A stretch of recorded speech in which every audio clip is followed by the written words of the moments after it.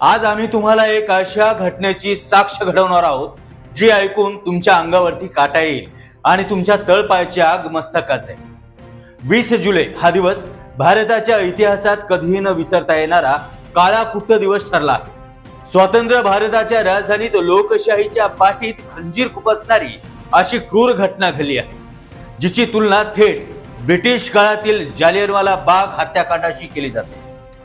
दिल्लीच्या रस्त्यावरती पोलीस खाकी वर्दीत नव्हते, तर जणू जनरल डायरचे क्रूर सैन्यच उतरले होते।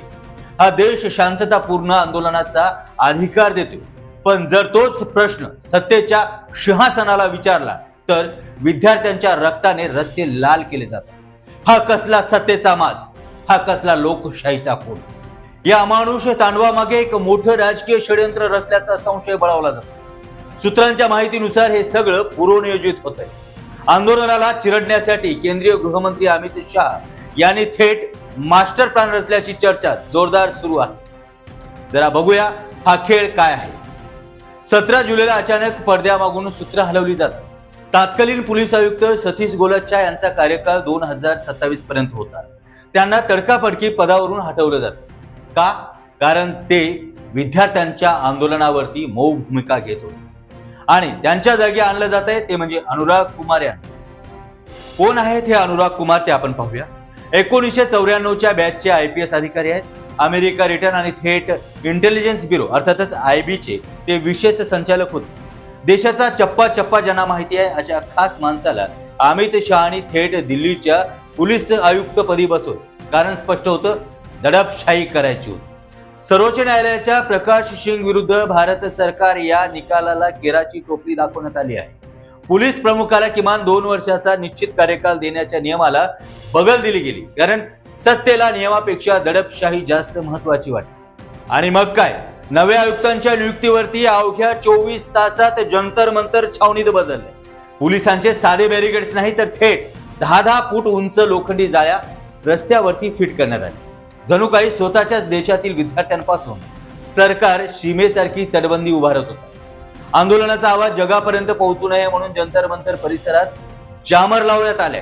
त्याचबरोबर 5 प्रमुख रेल्वे स्थानक बंद करण्यात आली। इतर राज्यातून दिल्लीत येणाऱ्या विद्यार्थ्यांना रोखण्यात आले। पण जेव्हा विद्यार्थी संसदेच्या दिशेने निघालाय तेव्हा सोडला गेलाय राक्षसी बळाचा वापर। अंगावरती वॉटर कॅनच्या पाण्याचे फवारे मारून विद्यार्थ्यांना जमिनीवरती पाडण्यात आले। डोळे आणि श्वसनाचा कोंडमारा करणाऱ्या अश्रुधुरांच्या नळकांडे फोडण्यात आले। संपूर्ण जंतर मंतर धुराच्या काळ्या कुट्ट ढगात हरून गेला होता। आणि जेव्हा हे तरुण जीव धोक्याने पळू लागले तेव्हा चारही बाजूनी पोलिसांनी त्यांना घेरून बेथम लाठ्या चालवल्या। पोलिसांनी नियम धाब्यावरती बसून थेट डोक्यावरती आणि पाठीवरती वार केले। अनेक विद्यार्थ्यांची डोके फुटली तर रक्तांच्या थारोळ्यात जमिनीवरती देखील अनेक विद्यार्थी कोसळले। पण सर्वात भयंकर आणि लज्जास्पद गोष्ट म्हणजे अनेक पोलिसांच्या वर्दीच्या नावाच्या नेम प्लेट्स नव्हत्या। कारण आधीच ठरलं होतं, क्रूरतेचा हा नाच कॅमेऱ्यात कैद झाला आणि व्हिडिओ व्हायरल झालाय तर कुणाची ओळख पटू नये। हा खाकी वर्दीचा भ्याडपणा नाही का? 1919 मध्ये जनरल डायरनं जालियनवाला बागेत निशस्त्र भारतीयांवरती गोळ्या झाडल्या होत्या आणि 2026 मध्ये स्वतंत्र भारताच्या राजधानीत त्याच डायरशाहीचा प्रत्यय या ठिकाणी विद्यार्थ्यांना आला। नीट पेपर फुटीच्या विरोधात न्यायाची भीक मागणाऱ्या तरुणांवरती सत्तेचा असा माज दाखवला जातो। एका रात्रीत IB चा माणूस बसून सोनम वांगचुक यांच्यासारख्या विचारांना उचललं जाते। जंतर मंतर जवळपास दगडफेक करण्यासाठी गाड्या आधी चालून ठेवल्या होत्या। पोलिसांनीच गाड्या फोडायच्या आणि त्याचा आळ विद्यार्थ्यांवरती घेऊन त्यांना गुन्ह्यात अडकवायचं। हा कुठला न्याय?